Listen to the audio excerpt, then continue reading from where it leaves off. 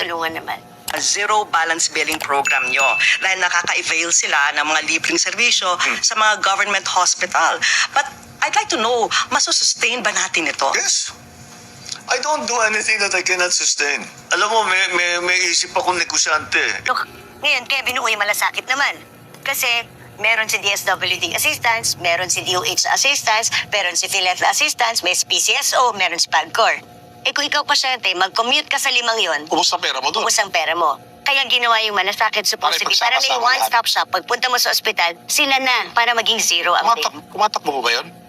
Unfortunately, because of the name, parang hindi ko na I don't want... Sayang naman itong malasakit center, ang daming natulungan ito.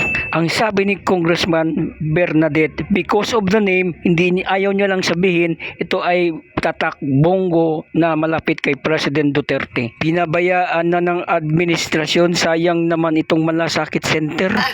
So hindi na running yung mga malasakit center Parang ngayon? wala nung mga tao or wala, usually dati nandun si PCSO, nandun doon si PAGCOR. Pero that service is actually very, po yung pamilya namin na naging beneficiary ng malasakit center po ninyo. Na-dislocate po yung braso ng anak ko. Nagkaroon po kami ng pagkakataon na madala doon sa orthopedic center at nag-undergo po siya ng surgery. Pumunta ka doon sa malasakit center. Ay, sabi ko, salamat po yung malasakit center pala dito. Ipakita mo lang yan ng pa-discharge na yung anak mo, ipakita mo lang yan, zero billing na kayo. Sabi ko, ha? Hindi nga ma'am, totoo po. Sabi niya, oh, ano yan, dahil yan sa malasakit center. Ayun.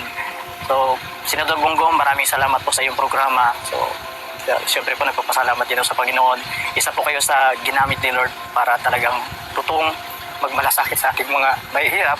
So right now, if sabihin natin ngayon, may nagkasakit, dati, pwede siya pumunta sa malasakit center. Tapos sila na magko-consolidate ng help para sa'yo, para maging zero ka. Eh ngayon, kailangan mo na naman puntahan lahat yun? Oo eh. Wala. Kaya sabi ko, di mo nating tawagin malasakit, ibahin natin ang Kung yun- pangalan. kung yun lang yung Kung issue yun lang ang problema, kaya nga nag-file ako ng bagong bill na kahit na sana sa private hospitals, may parang malasakit.